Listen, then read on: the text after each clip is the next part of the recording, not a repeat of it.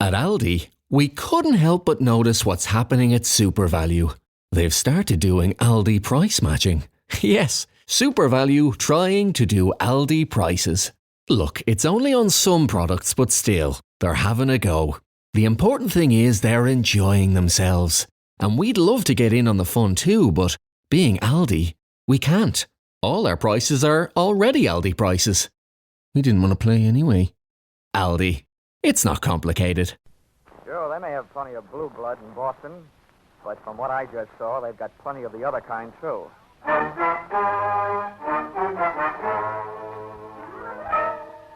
This is another in the adventures of America's fabulous freelance insurance investigator, Johnny Dollar. At insurance investigation, Johnny Dollar is only an expert. At making out his expense account, he is an absolute genius.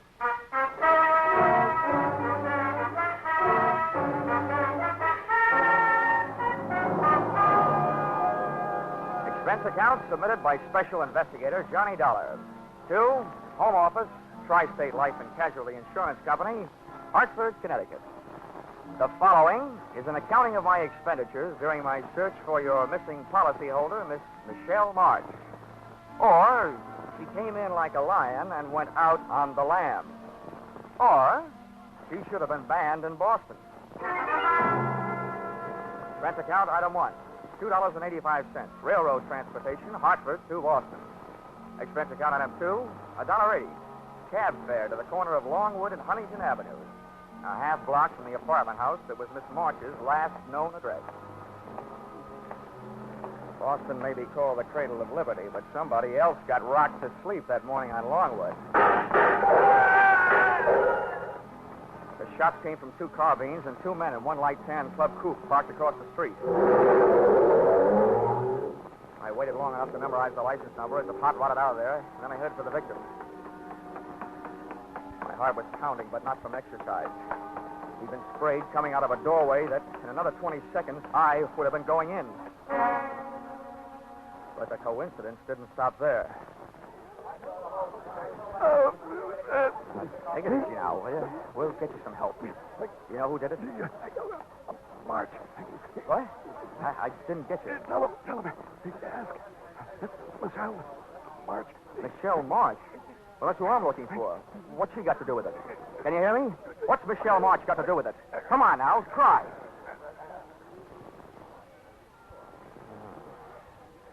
I wonder if I should have stayed in Hartford. Like a shooting gallery. I was inside the shop, and, brother, that's where I stayed. Hey, mister, how is he? Can you tell? Yeah. Let's just say you don't need to stand back to give him air. He can't use it.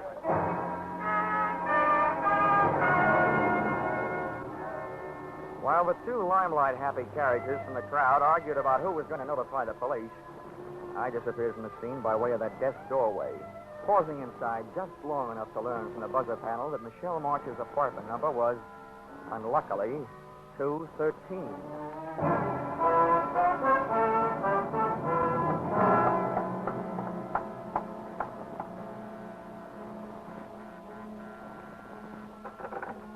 I didn't bother to look for the apartment house manager. I didn't even bother to pick the lock.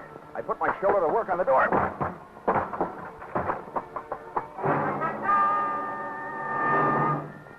It was an easy apartment to search, but it didn't offer anything to find. The only thing even faintly resembling a lead I found on the floor behind the bureau. A book of matches that advertised Boston's best bar by far, Flannery's, with an address on Washington Street. Just about then I decided that rather than being found at the scene of breaking and entering, I'd look up the police at the scene of murder.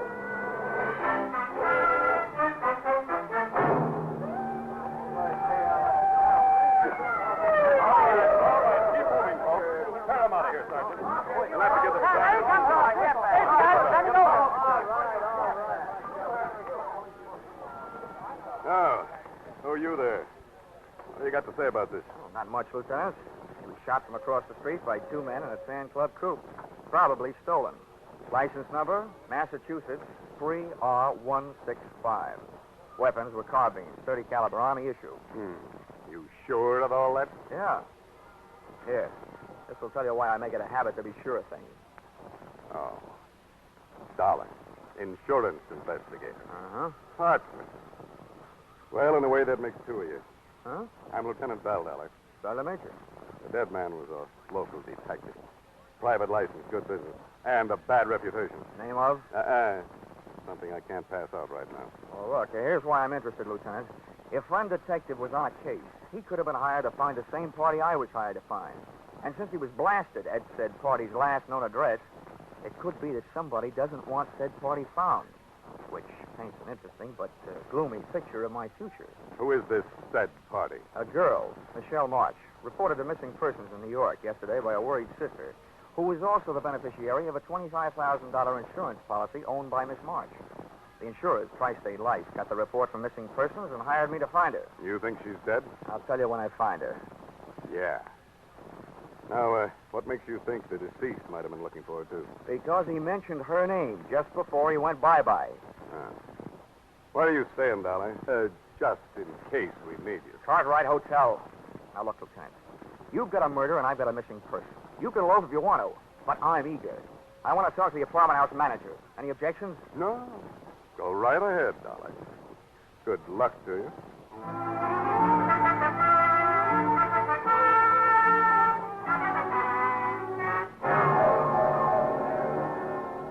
I can't tell you how upset I am over this, Mr. Dollar. I've managed rooming houses for over 30 years in Boston, some very nice ones, too. This is the first murder I've ever had. Oh, why did fate point at me? Fate didn't point, Mrs. Macy. The gentleman was knocked off because he was involved with one of your tenants. Oh, that's impossible. I've tried so hard. References, my own personal observation. Oh, I'm glad to hear that, Mrs. Macy. In fact, the more personal your observations were, the gladder I'll be. Well, it isn't that I snooped, Mr. Dollar. Oh, of course not, Mrs. Macy. Who was it? Michelle March, 213. Oh, she's a lovely girl. But her habits were quite irregular. Often came in late. Oh. I understand she hasn't been staying in her apartment for the past 2 weeks. Do you know where she went? I know, but I did happen to be just outside her door when she came out with a suitcase and her gentleman caller. Her employer, I believe she said. Something about some work they had to do in the country. Uh-huh. She leave a forwarding address? She had little reason to do that. Why, all the time she's been here, the only letters she's gotten is from somebody in Chicago. One a month. A man, I'd say, from the penmanship. Didn't get one this month, though. Do you, by any chance, remember what those letters said? Oh, you young upstart. I'm only trying to help. I know, Mrs. Macy. You're a lovable old gossip.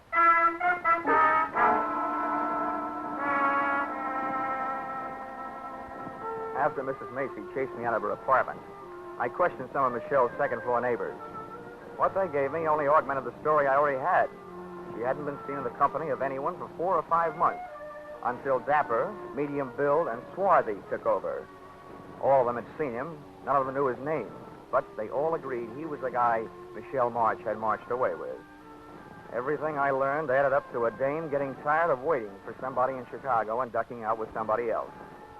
It would have looked that simple if it hadn't been for that detective who had so recently taken up new headquarters in the city morgue.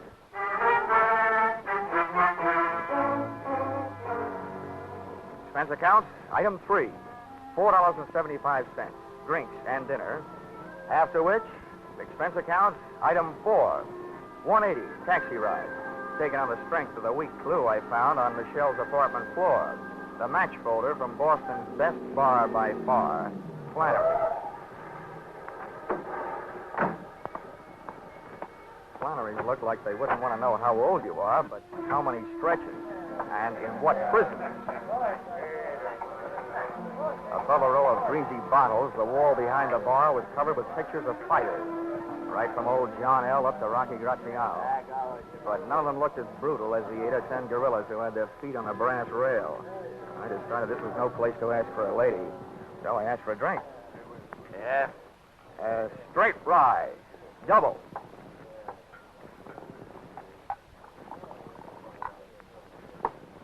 You've never been in before. Where are you from? I'm trying to forget. Has, Blackie been around lately? Who's Blackie? Well, maybe that's not his full name. It's the one I knew him by. He wore a lot of sharp suits, about medium build, dark, swarthy. That could be anybody. Now drink your drink, pay for it, and move along. Now, wait a minute. Now, I haven't got anything against the guy. I'm looking for a dame that's with him, see? What's the freeze for? I need the room, expecting a private crowd. Now beat it. Climb off, Flannery. Oh, Maybe I want to talk to these guys. I'll see that, Flannery. Yeah, look, Joe. I see them at the... I'll get closed up again if I get any more trouble this week. Take them outside, Roxy, huh? Shut up. What's this Niles' name you're looking for? Michelle March. You know her? Yeah. Let's go someplace and talk. Thanks for the invitation, but let go of the arm. You get gangrene when the circulation is cut off. Sorry. Come on. What makes you so upset about the lost Michelle? What do you want with Louis Marine? Louis Marine. If he's the guy she's with, all I want him to do is to point her out. You and me might get along at that. It'd be worth plenty to... Look out! Hit the sidewalk! Hey!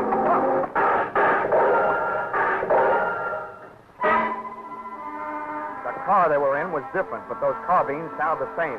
I rubbed my nose raw trying to bury my head in that sidewalk. I knew they had to empty those carbines sometime, but instead of sounding better, it started to sound worse.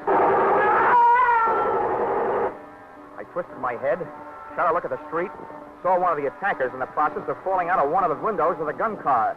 Closed my eyes again and realized why they never let my kind of insurance investigator be a policyholder. I'd been sent to find a missing girl, and there I was in the middle of another Boston massacre.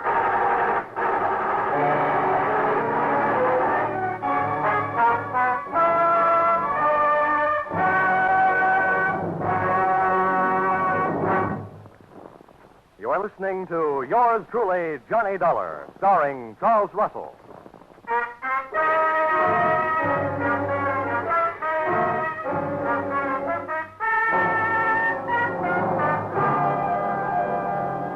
It took a full 20 seconds after the smoke of battle had started to clear for me to realize that I'd been saved by the arrival of fire support from an unexpected source, the police. I looked around for my new friend and brother target, Roxy, but he had disappeared. A wave of suspicion broke over my flow of thought with this question. How did it happen that all those cops with all those guns just happened to be in all those hiding places waiting for those gunmen to drive up and open up? Answer, a hunter's stew like that usually calls for a pigeon. I didn't feel like flying, but I did, straight back to my hotel, with one landing and a newsstand. An evening paper gave me everything else I needed, except the feathers. But I wasn't exactly cooing when I got to my hotel room phone and put a call through to the Boston police.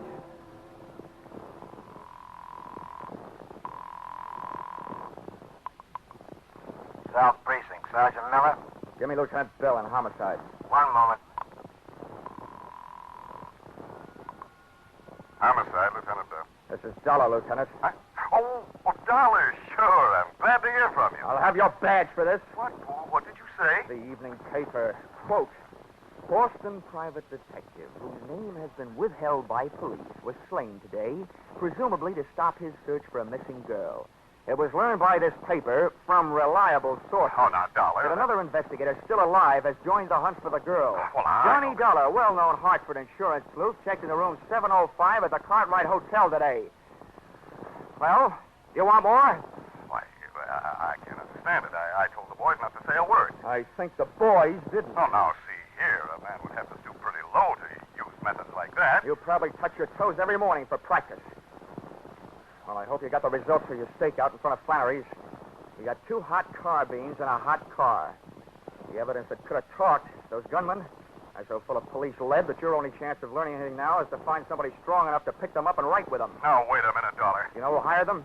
Well, I'll find out. When you get confused, check with me. I think I know. Now, do I get the name of that private detective? The deceased? Well, I don't see any harm. Bernard Knight. Hired by? Well, all right, Dollar. If you'll cooperate, I will.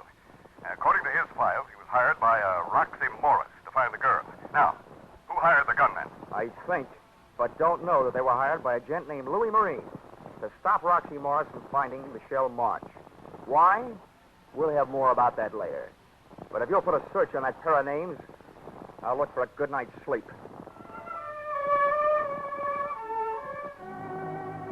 And after that sidewalk, it was easy to find.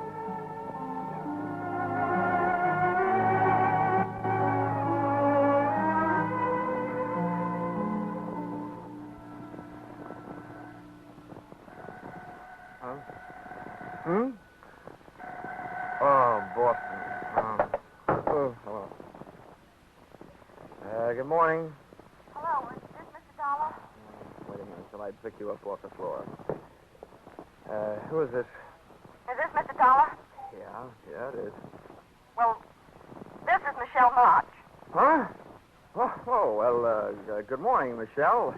I've been looking for you. That's why I called. I read that you were hired by my insurance company. Yeah, that's right. They don't like disappearing policyholders. Well, let me tell you this. If they want to save the money, they'll have to pay for me. Stop looking for me. What are you afraid of? That Roxy Morris will follow me? What do you know about Roxy? Would he like to find you and Louis Marine? What'd he tell you? Oh, what counts is that I filled in what he didn't tell me. Namely, that he was in Chicago for a year, and you were supposed to be waiting for him in this fatal apartment on Longwood Avenue. But instead, Louis Marine landed, took the situation well in hand, and captured you for himself. You're just trying this on for size, aren't you? If it fits, keep it on approval. Now, the point is, there are too many people looking for you to stay lost. Where can I meet you? How do I know I can trust you? I can't trust anybody. Look, I'm still working for the insurance company, so my greatest interest is keeping you alive, not selling you out. What about the police? Well, my promises aren't equipped with lifetime guarantees, but I'll do what I can. If you tell all, and if the story is big enough, they should be willing to make a deal. It's big, all right. It'll clear something out of their books that's been there for a year. Where do I meet you? You know where Charlestown is? I know it's part of Boston. Take the subway and get off at City Square. An hour from now. I'll be in a bar. The Gangplank. On Chelsea Street. Near the Navy Yard. Okay, sweetie. I'll be there. Up until now, whoever's been doing the shooting has used everything but battleships. Even though Michelle's story sounded like trap bait, cheesy indeed, I had to take a chance. I dove into a cab and had the cab drive into the top of Hanover Street and down to Boston's North End. Playing quiz games with strangers in that section is called Take It or Lump It. But a few well-placed 20s led me to a neighborhood undertaker who had the officially unproved reputation of creating a large demand for his own services.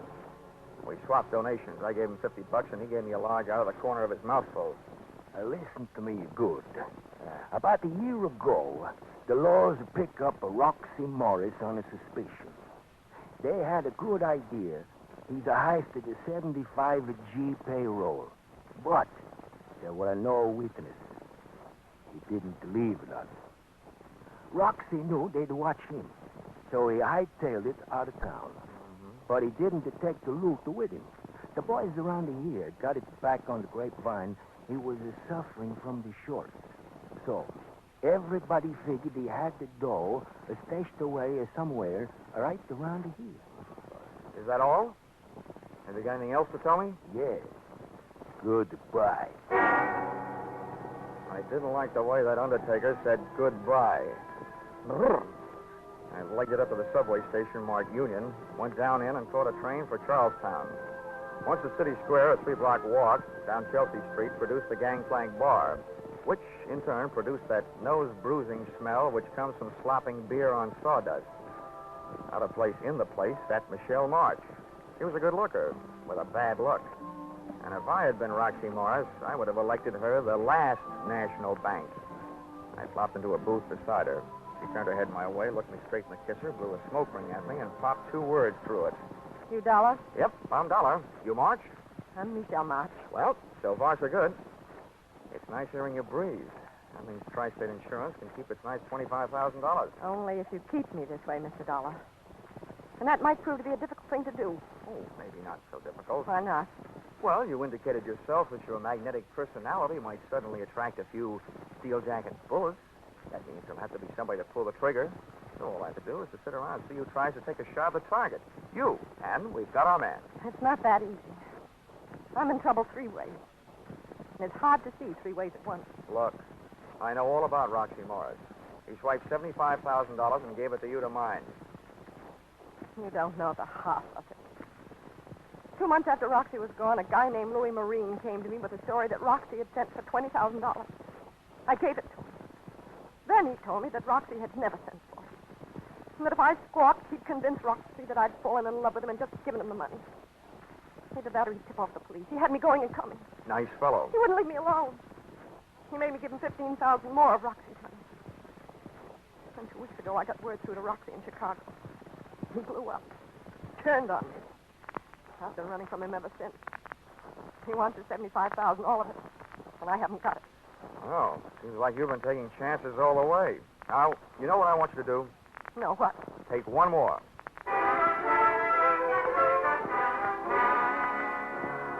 I told Michelle what I had in mind for her, during the next few hours at least, and grabbed a cab back across the bridge into the north end. Expense account item 5, $50. Another donation to my expensive undertaker. This time I paid him for talking, but not to me.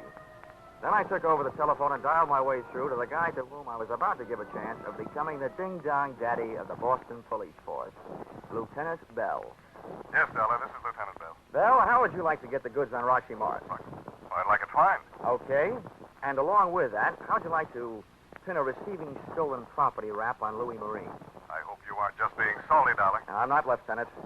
Now, look, you may have to do some trading with the gal on this deal. Yeah? You may have to promise her some time off for verbal good behavior. Oh, such things are possible. All right, what's the pitch? Listen, I have baited a tall, thin granite trap for Roxy Morris and Louis Marine. The bait is Roxy's ex-girlfriend, Michelle March. Okay. What then? I had a tipster call Roxy Morris and tell him that Louis Marine was meeting Michelle at a certain place at 3 o'clock this afternoon.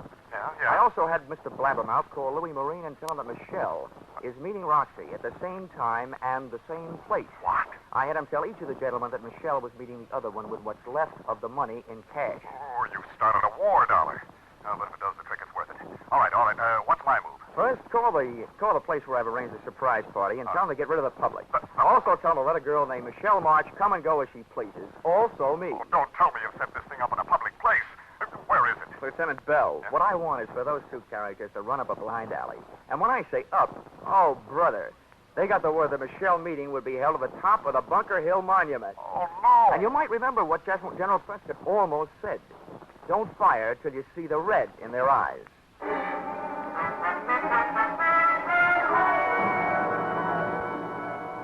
I was back in Charlestown and at the base of the Bunker Hill Monument at 2:45.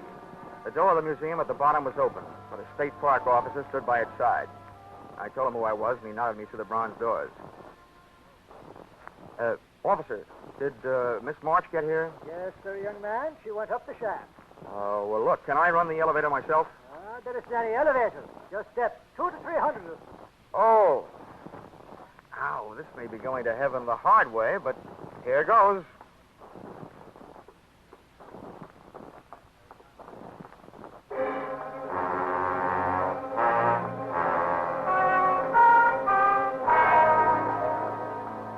Halfway up the winding granite stairs, I yelled for Michelle. But she either didn't hear me or just didn't want to answer. I kept going and hoping. As I came closer to the top, I tried yelling again. Still no answer. Finally, I made it. Up into the observation landing at the top. Michelle was there. She still wouldn't talk, but she had written me a note. Beside her crumpled figure was a vial that hadn't been filled with perfume. The note was short and to the point. Dear Johnny Dollar, I still want to help, but I hadn't better be around here alive when everybody gets here. And it was signed Michelle. As I bent over to see what kind of bye-bye medicine she'd taken, I heard something that might mean a sudden dose of lead to the head for me. Either Morris or Marine had landed, and there I was stuck at the top with a bait that had suckered them into a trap, which suddenly turned out to be mine. Waiting up there in that tiny room for death to come get me would have killed me anyway, so I started down. Over the pounding of my heart and my own steps on the granite blocks, I heard the pitter-patter of anything but tiny feet come charging up a narrow staircase. Whoever was coming up and I both slowed down, but my heart didn't. Then I crept around a curve and my eyes went into a head-on collision with a pair staring back. What are you doing here? I'm a tourist, Roxy. You may be right, white guy. You may be taking a trip. Who's up there? Up there? Oh, I don't know who they are. Just some girl with a guy she keeps calling Louie. Okay. Let me by. Easy now. Don't try anything.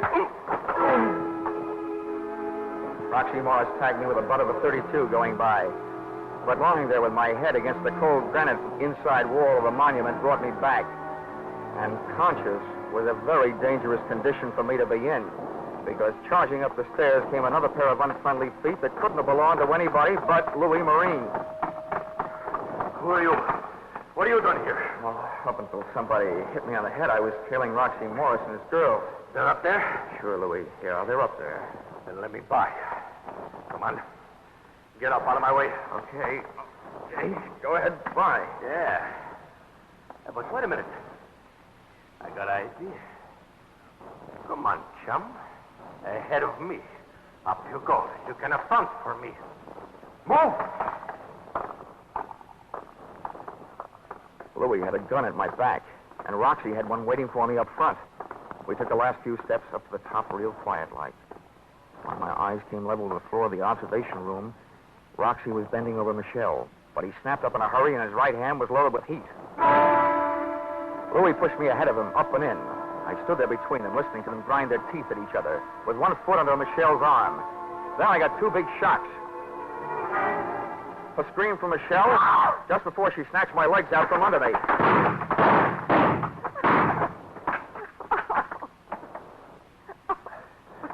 Hey, what are you doing alive?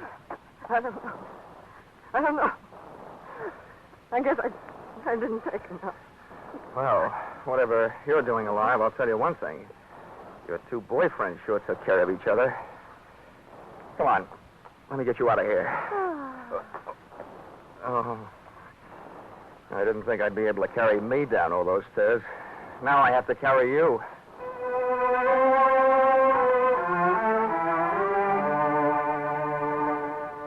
Expense account, item 6, $20.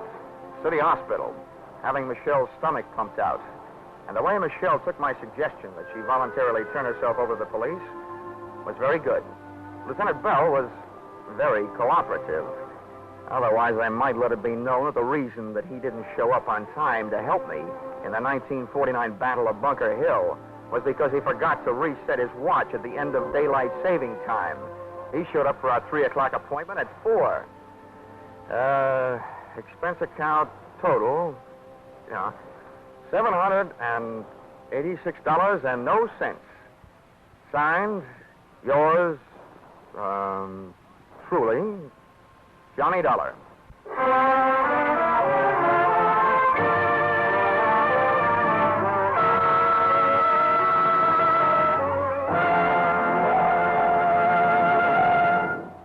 Yours truly, Johnny Dollar, is produced and directed by Gordon T. Hughes and stars Charles Russell with script by Paul Dudley and Gil Dowd. Featured in the cast were Bill Boucher, Myra Marsh, Dick Ryan, Larry Dobkin, Charles Seal, and Dorothy Lovett. The special music is written and conducted by Leith Stevens.